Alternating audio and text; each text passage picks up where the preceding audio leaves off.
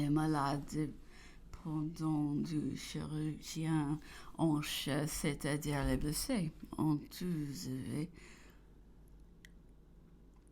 évenus, sans exception, à l'aide des chevaux de tout l'état-major, sont en excepté même ceux du général en chef qui marcha longtemps à pied, comme tous les restes de l'armée. Cela demeurant donc hors de la question. Les restes dépendant du médecin en chef et au nombre de 20 environ, se trouvant dans un état absolument désespéré, tout à fait intransportable, et l'ennemi approchant. Il est très vrai que Napoléon demanda au médecin en chef si ce ne serait pas un acte d'humanité que de leur donner de l'opium.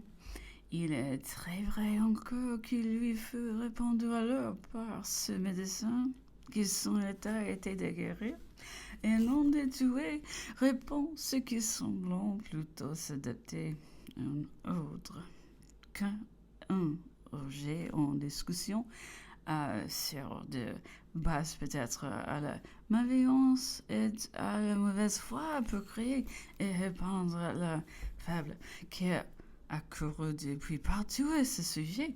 Du reste, tous les états obtenus par moi m'ont donné pour résultat incontestable, première, que l'ordre n'a pas été donné d'administrer de l'opium aux malades, qui n'existait même pas en cet instant dans la pharmacie de l'armée un secret d'opium pour le service des malades, que l'ordre utile était donné que d'exister de l'opium, les circonstances du moment et les situations locales qui seraient trop lourdes de déduire ici sont rendues l'explication impossible. À présent, voici peut-être ce qui peut aider à établir et quelque sorte, excusez-leur de ceux qui se sont obstinés à soutenir avec acharnement des faits contraires. Quelques-uns de nous blessés qui avaient été embarqués tombant entre les mains des Anglais ont manqué de tout médicament dans le camp. Et on y avait pour vous par des compositions d'arbres ou des végétaux indigènes, les tisanes et autres médicaments étaient d'un goût et d'une apparence horrible.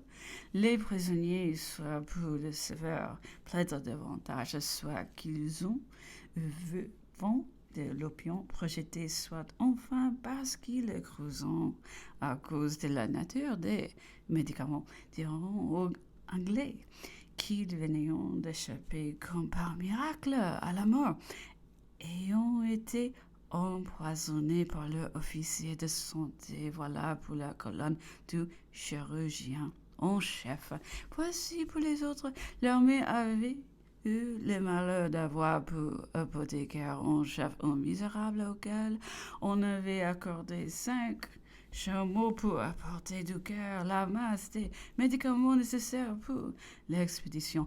Il eut l'infamie de substituer pour son propre compte du sucre, du café, du vin et autres comestibles qu'elle vendit ensuite avec bénéfice énorme. Quand la fraude vint à être découverte, la colère du général en chef fut sans borne. Et ces misérables furent condamnés à être fusillés.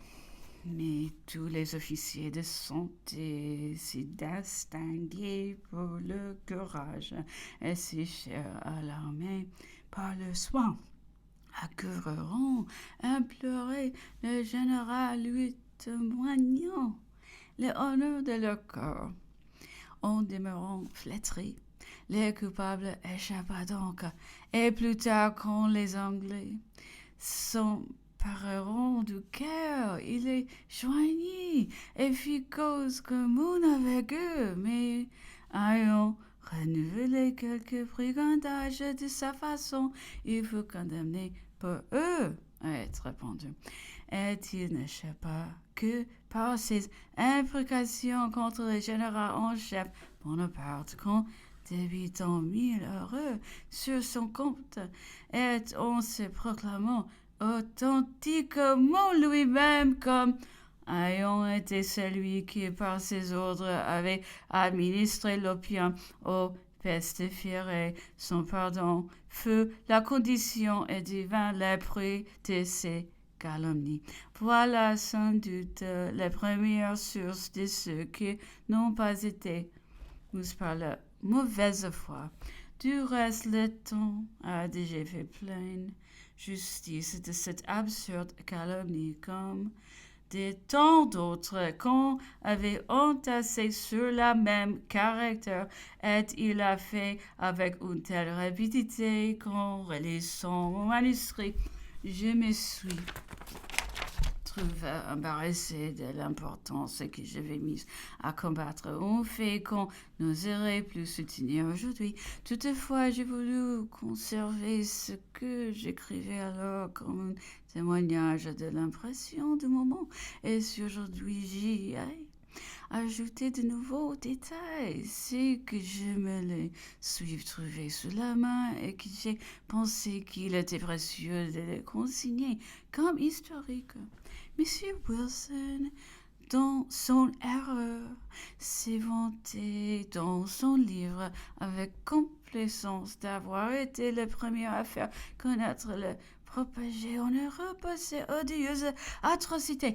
Il est à croire que Sir Cynisme, son compatriote, lui disputera cet honneur, d'autant plus qu'en grand partie il pourrait réclamer avec justice à lui de leur invention. C'est dans sa fabrique et dans le système de corruption qu'il avait importé dans ces parages qu'ont pris naissance de ces prix mensongers qui ont inondé l'Europe au rang d'autres détriment de notre brave armée d'Égypte. On sait que ce cynisme ne s'occupait qu'à débaucher notre armée, les fausses nouvelles d'Europe, la diffamation du général en chef, les offres les plus séduisantes aux officiers et aux soldats. Tout lui était bon. Les pièces sont publiques. On connaît ses proclamations. Un moment, elles inquiéteront, même si le général français peut qu'il s'occupa d'y remédier. Ce qu'il fit en interdisant toute communication avec les Anglais et mettant à l'ordre du jeu que le commandeur était devenu fou.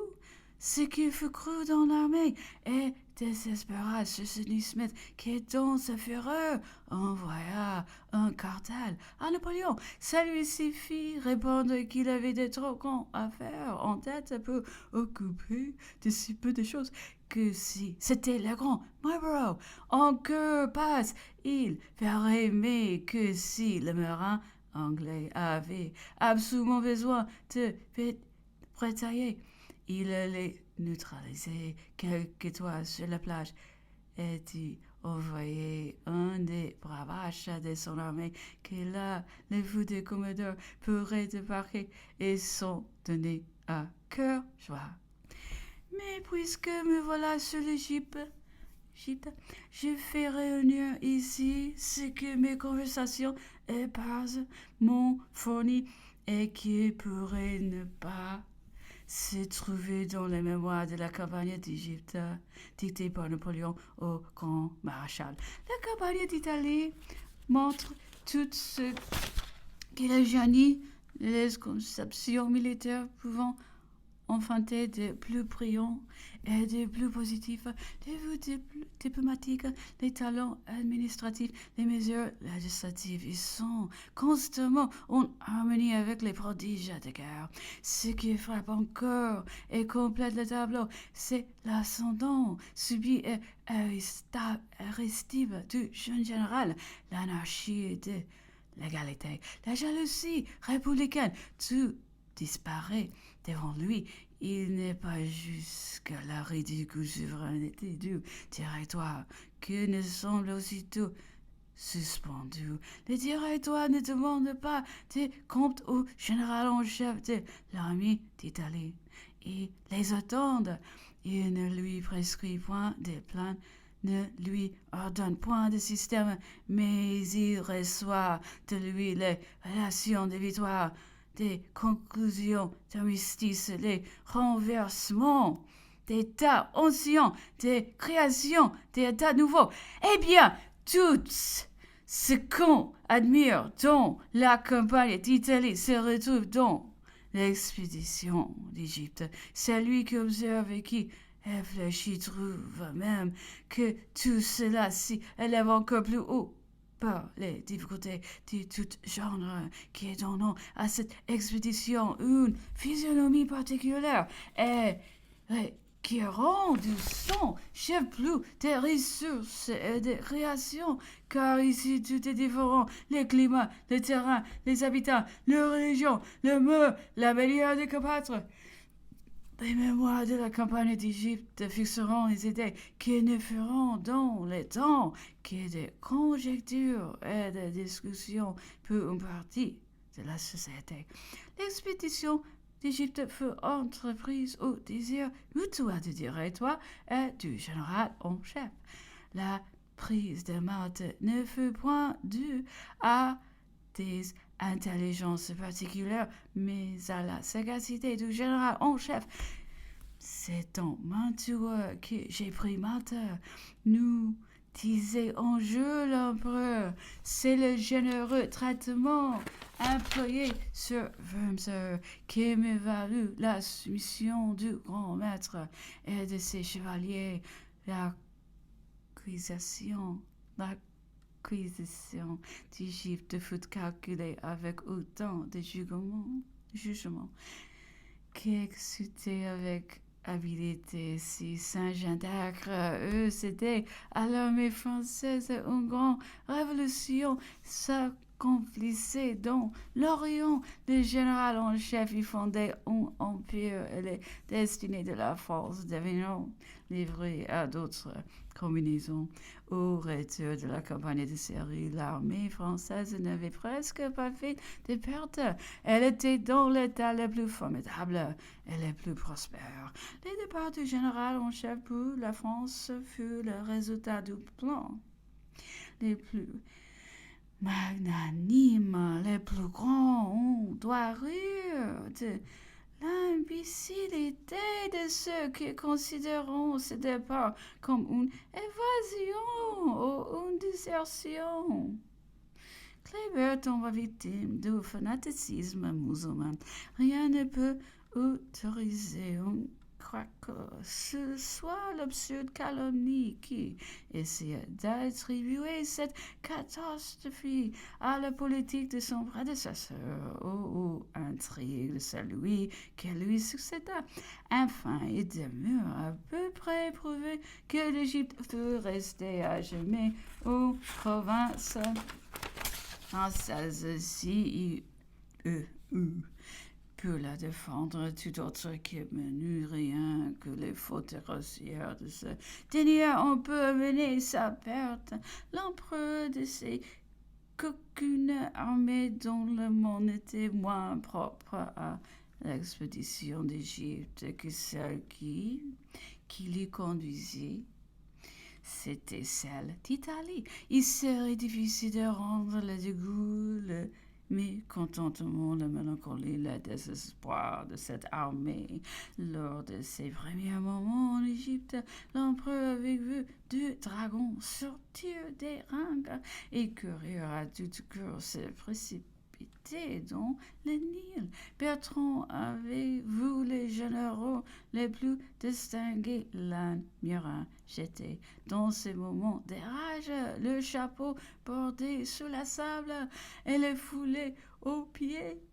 En présence des soldats, l'empereur expliquait ses sentiments à merveille. Cette armée avait rempli sa carrière de ces tirs tous les individus ont été engorgés des richesses, des grades, des jouissances et des considérations. Ils n'étaient plus propres au désert ni aux pratiques de l'Égypte. Aussi continuait-il, si elle se fût trouvée dans d'autres mains que les miennes, il serait difficile de déterminer les excès dont elle ne se fût pas rendue coupable.